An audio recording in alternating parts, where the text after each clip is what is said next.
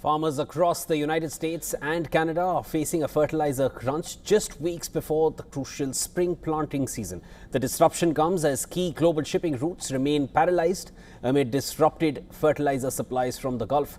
Now, prices for available fertilizer, they have surged by more than 30% since the conflict began, tightening margins for farmers who were already bracing for another year of weak profits. The United States, which imports nearly half of its urea fertilizer, is now estimated to be about 25% short of the supplies typically purchased ahead of the spring planting season.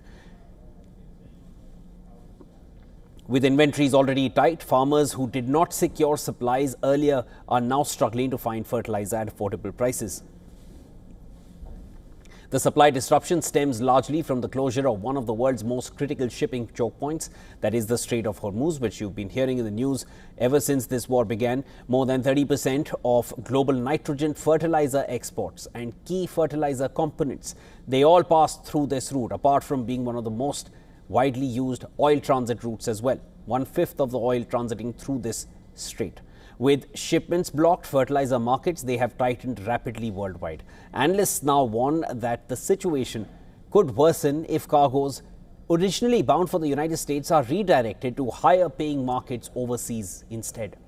Industry groups also note that the fertilizer supply chain runs largely on a just-in-time model, meaning there are limited stockpiles available to absorb sudden shocks.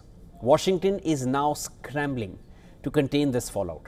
The U.S. Treasury has announced steps to allow increased imports of fertilizer from Venezuela, but analysts say restoring production in Venezuela's struggling fertilizer sector will take time and significant investment, making it unlikely to provide an immediate solution. Meanwhile, farmers who did not lock in fertilizer purchases months ago are finding local suppliers out of stock or selling at sharply higher prices. U.S. officials are also considering additional financial aid for farmers on top of $12 billion already being distributed. Farm groups warn that if fertilizer shortages persist through the planting window, the impact could extend beyond farmers' balance sheets and eventually affect the food supply.